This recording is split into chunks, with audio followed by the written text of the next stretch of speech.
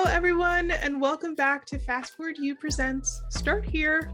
I'm your host, Kerry Ingram. I'm Erica Avery. And we have our first podcast episode of 2022, which we're excited to bring to you guys. We're still virtual. We're still on Zoom. Erica and I were just chatting about the world and where it's at right now. But we are really excited to see where the podcast goes this semester. We have some exciting guests lined up.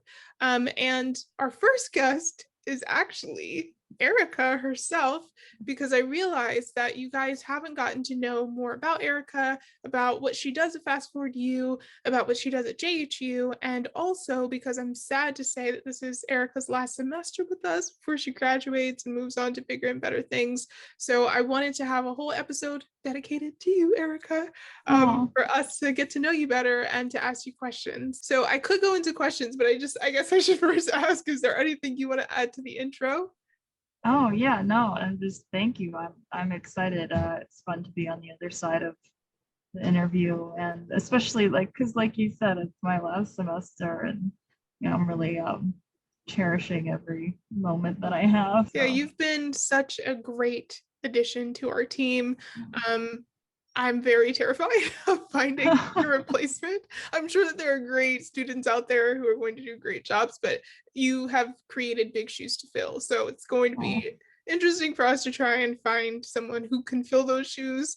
But in the meantime, I still have you for a few months. So I'm not too sad right now because it's not April and May yet. So I guess I'll just jump start into my questions. And you know this more than anyone else since you've been on every podcast episode. My first question being, who are you and what do you do? Oh, wow. Okay. Where do I start? My name is Erica Avery. I'm in my 6th year of my PhD at Johns Hopkins. I am in the School of Medicine over on the East Baltimore campus. Technically, my PhD is in cellular and molecular physiology. I mean, beyond that, specifically at FastForward U, I am the communications intern. So, besides science in undergrad, I also did work in journalism. I minored in journalism. I worked on the newspaper for my whole college career, and was also something I wanted to do because science communication was something I was interested in.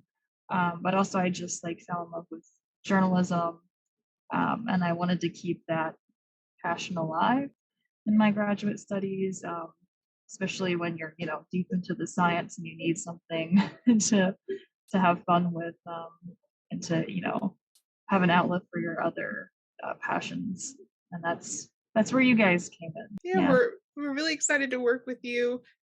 Again, I keep thinking about the fact that there's a countdown clock now, so it's a little sad. But I do want to kind of go a little backwards and first ask, what got you interested into science and what then led you to coming to Hopkins? It's an interesting question. I feel like I'm kind of the exception, where I feel like I kind of always knew what I wanted to do in some capacity in my life. Not many people do. I was always just surrounded by people in STEM growing up. Everyone in my family is a nurse, almost every woman. My mom was a nurse, and then she did clinical lab tech stuff over at Bristol Myers Squibb in New Jersey, where I grew up, which is also the hub for biotech as well up there. She always just fed my curiosity in science. I was always, as a curious kid asking questions, and she always had answers. It was just something I very naturally fell into, even as young as middle school. I kind of my best friend and my teacher, they would always call me Dr. Avery. And I was just saying to her the other day, it's gonna be real soon. I'm going to actually fulfill that 6th grade nickname. But I really feel like that's the exception. And all the way through high school, I loved biology and chemistry. Just really thrived in those classes and environments. And then in college, I majored in biochemistry because it was kind of the marriage of those two subjects, because I really just pick biology. And then I knew that I wanted to do a PhD because being a clinician was just something that I didn't think I could use. My talents weren't best suited for that. I think it's challenging emotionally to be a healthcare worker. And I think that research and being behind the scenes and problem solving is kind of what my brain is best at. And then to add on to your journey, I'm interested to know how you got into journalism. And I know that you said it plays a part in kind of taking a break from the science side of things. But I'm Sure. always interested to know how people get into journalism.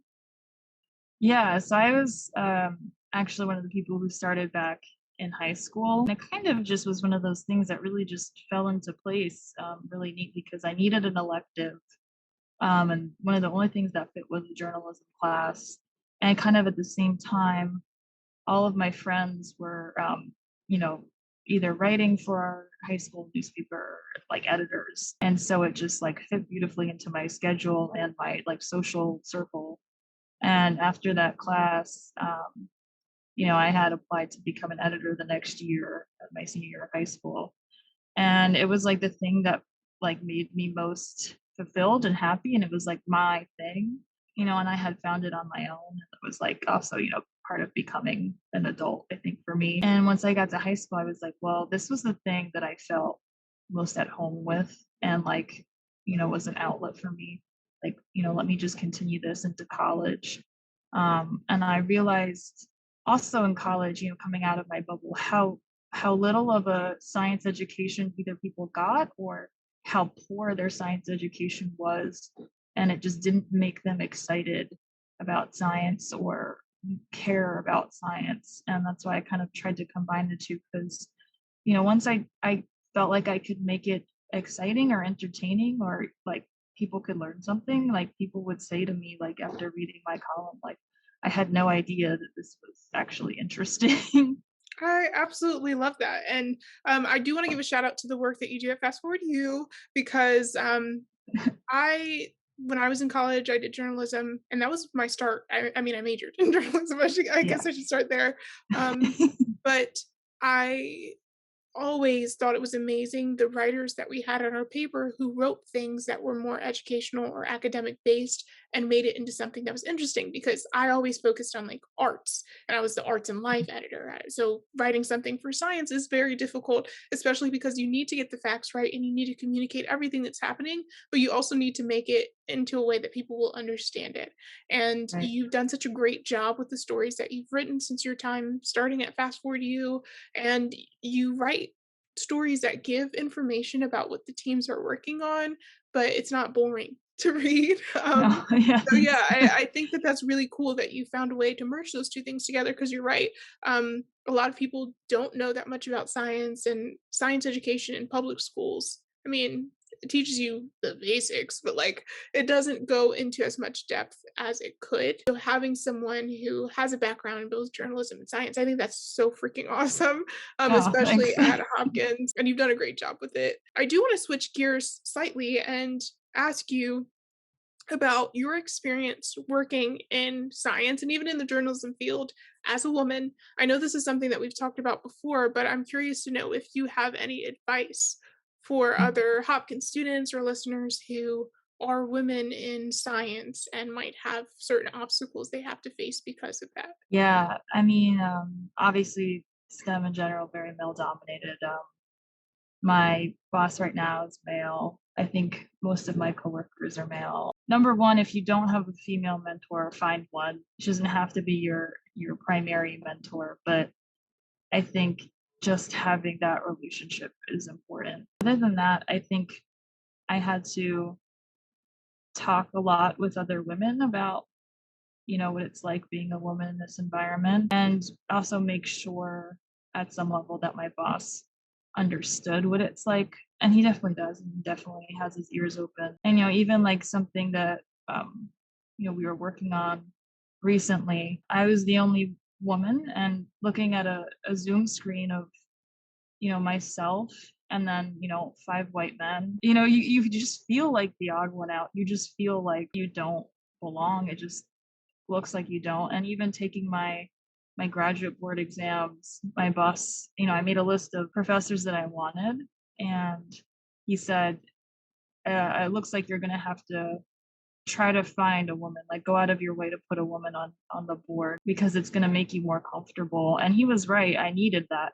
But the fact that I just subconsciously, looking at professors and they all happen to be men, and I had to go out of my way to put a woman on the list was like, discouraging. Even stories I've heard from my mother as a woman in science, so much worse than anything I've experienced.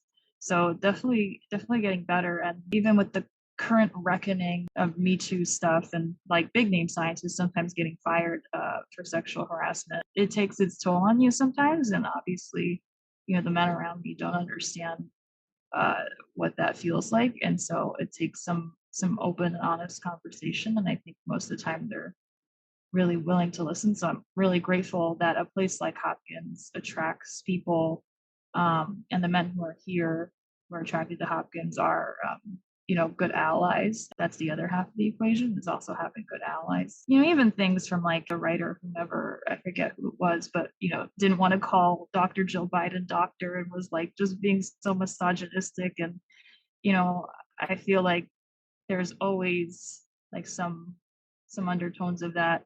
And my whole life I felt like as a woman and as like a small petite woman who looks younger than I really am, like no one really wanted to take me seriously or like believe me, um or trust me. It was like an insult to see me as like an authority figure to a lot of people, which was just like infuriating because it's like, I either know the right answer or I know what I'm doing and I would like some respect. And that like at some level people are either just gonna have some implicit bias, or you have to fight for your seat at the table. Or you have to fight for that level of respect that a white man would just get. As women, we just have to find our tribe. We have to find each other for that support. And if there's not, at whatever institution or wherever you are, as a woman in STEM, try to ask to have those conversations. Try to ask to have a diversity journal club or something like that. Yeah, I know Yeah, it's a long-winded answer. no,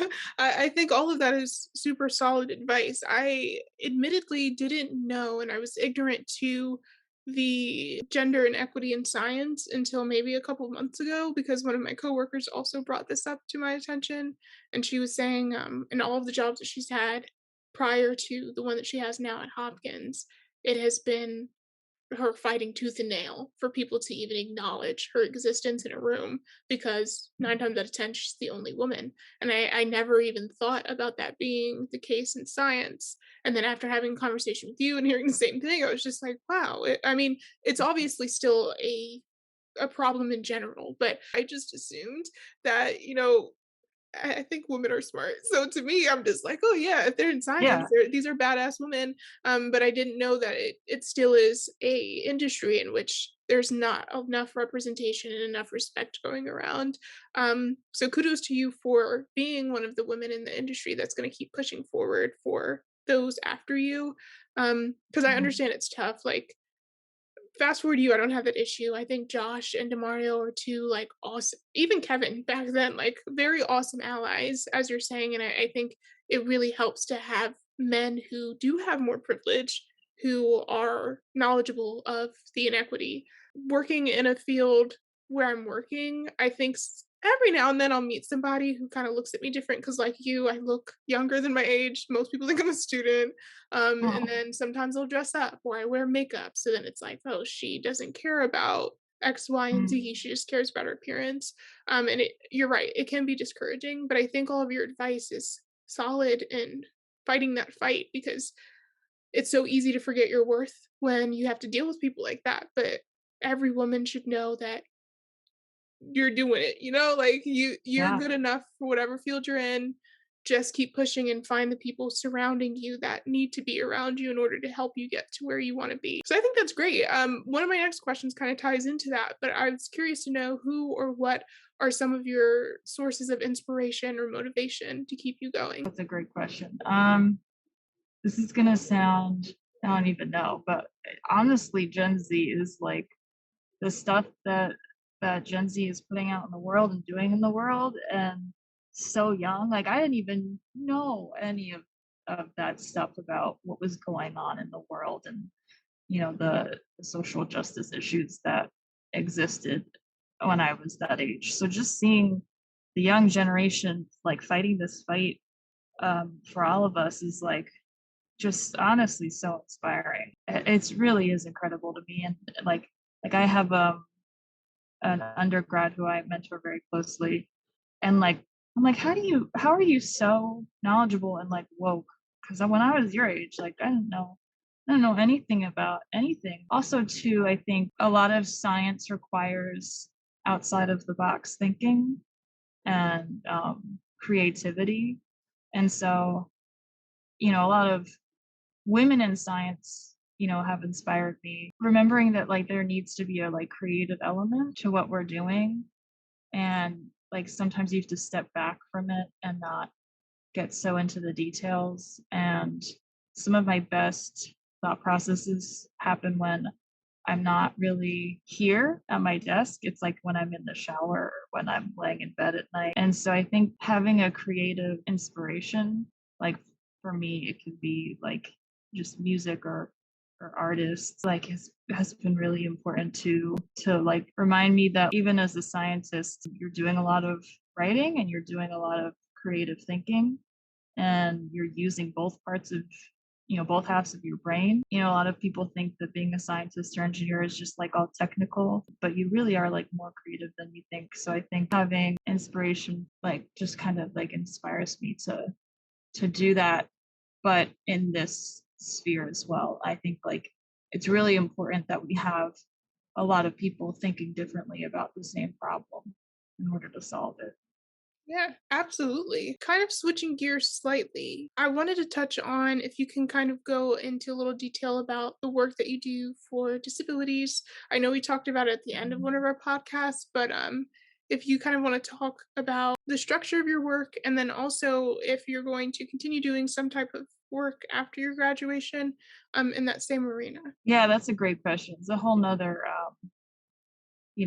underrepresented group in science and academia in general. I mean, I was first diagnosed with chronic illness when I was 17, so I had like just started college, and I, for the longest time, didn't think of myself as disabled, even though like I was having so much trouble functioning and just finding, treatments for myself and considering if I needed to take a break from college. And ultimately, I think that was all just internalized ableism. Like, you're not sick enough, or like, the stigma around invisible illness, that if you can't see it, it's not real enough. And, and especially having a disease that affects mostly women. 90% of patients are women. There's the studies that show women's penis taken less seriously and all that stuff. So I just internalized it. And it wasn't until I got to graduate school as like, like a maybe 24-year-old adult and a few years into graduate school, where I was like, maybe this is something that I should hide. And, as I talked to more people and people had the same experience as me, I was like, what are we doing? Like, why are we not talking about this? Why am I internalizing so much of this? This is like wrong of me to do to myself. Like, I just learned to have more self-respect and to, listen to my own needs of my own body, kind of because of the push I got from some of my friends with disabilities. We found a sense of community, and we said, we have to wake up not only the other people who are internalizing this ableism for themselves and give them what they don't even know that they need, but also the rest of the community to tell them, hey, we're here, we exist, we have needs, we're all around you all of the time. And so we made this student group, which I was kind of the maybe generation 1.5 of, but it was equal access in science and medicine. I was like, how do I communicate this to people in my life? I was like, well, I'm a communications person. So I just started doing a lot of editorials and writing. Like I wrote something for Scientific American, talking about our underrepresentation, because there is a lot of diversity, equity, and inclusion pushes where we are for programs for underrepresented groups, but like disability was never included in any of that. And even when I was applying to graduate school, it said, oh, people with disabilities encouraged to apply.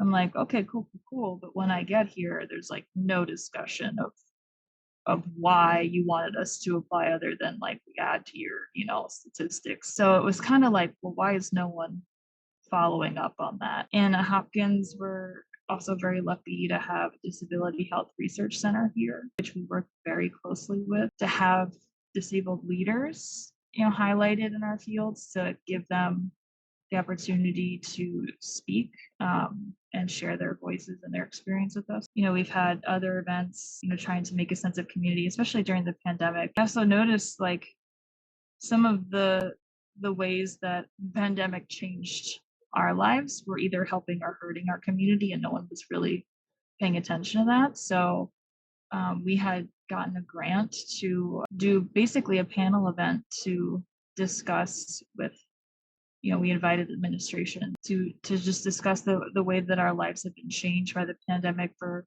better or for worse. Initially, to be honest, was inspired by like me hearing about my friend who had chronic lung issues, lung scarring, chronic pneumonia issues, how she was not first in line for the vaccine when Hopkins started giving out the vaccine.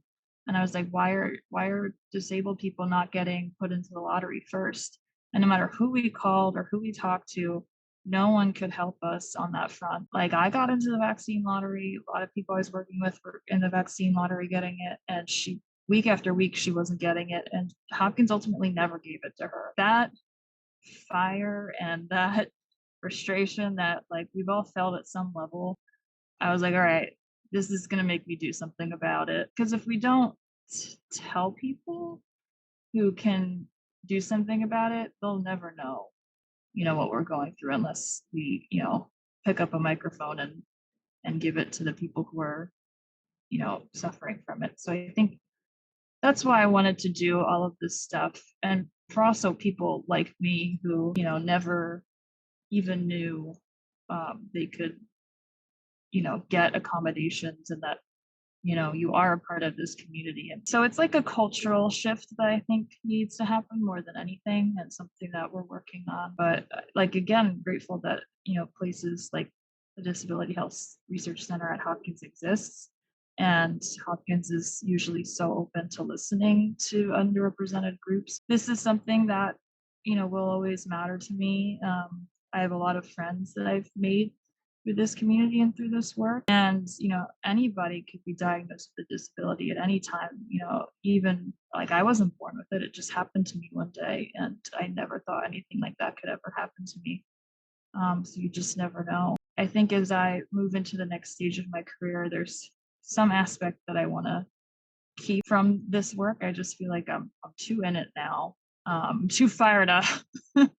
So we'll see what that brings and in what capacity that'll be. Totally love that. That's such a good end note. And I think it's cool too that you took an experience that inspired you so much that you were like, you know what? It's about time. I'm going to do something about it. Yeah. I think that's really great. And just like with everything that you do, Erica, you're leaving a great path forward that makes it easier for the next people who come in your place. So I have two more questions, one of which is my standard last question. And it is, how can folks connect with you further or learn more about what you're doing? Are there any links that people can check out to know more? I'm not like your typical podcast guest who's like all over like the socials. Obviously on LinkedIn, we have a lab website.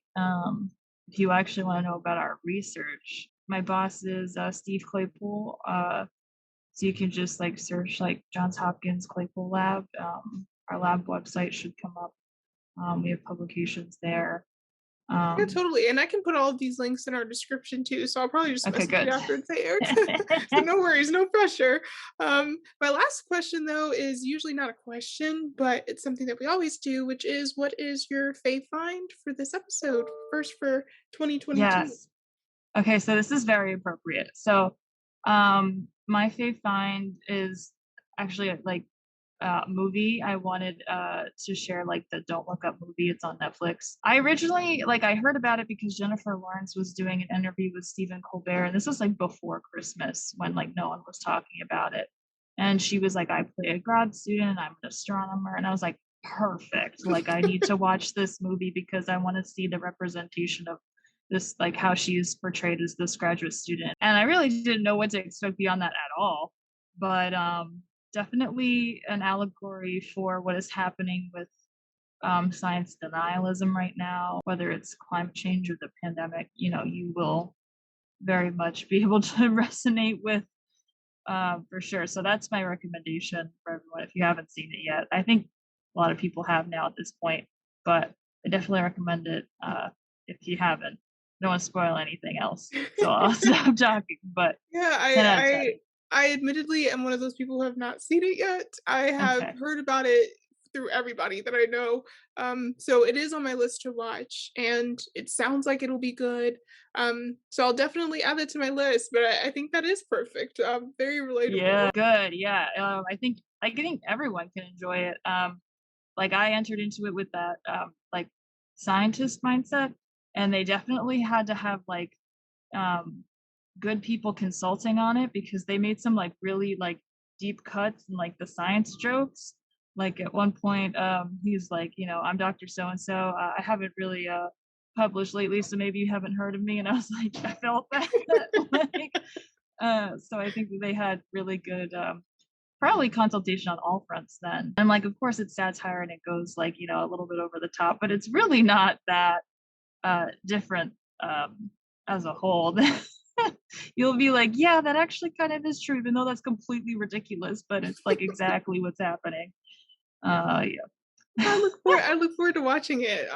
My fave find is similar in the media realm, and it's Okay, actually cool. funny because I have to send it to you, Erica, because you haven't heard it yet. But in 2022, we actually have a new podcast song. So that's my fave find. You guys will have heard it by now. But we did an arts challenge in December of 2021, and it was our first time doing like a FastForward U arts-based thing. And there was a student who entered, and we liked it. So we're going to use it for the year of 2022 for our podcast. So shout out to Lonnie Banner for the music that will be playing. So yeah, that's my fave find for now. I know it's not, Wow. you know, it's exciting, but it's not Yeah. something that people can just kind of look up as easily. I mean, it makes us more like legit, right? Like Yeah, feel like a we're a real real. podcast now. We have people Yeah. like music to be played. We've made Yeah. it. Yeah, we have Well, made it. yeah. Well, thank you so much, Erica, for this podcast episode.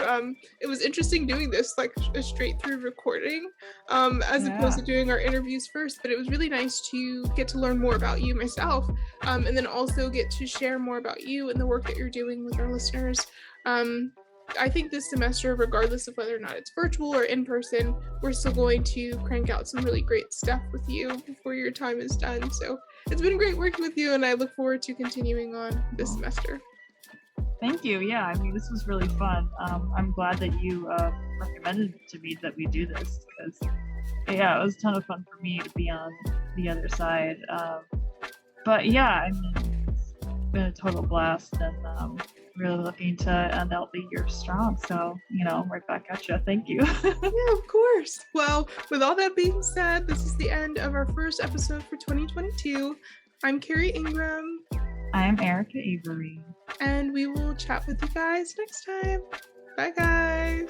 I said I don't wanna 40 for a year, but I think that I'm gonna hit you up and try to tell you I love you. If I wait any longer, then I think I might suffer. I think I found out that I need you.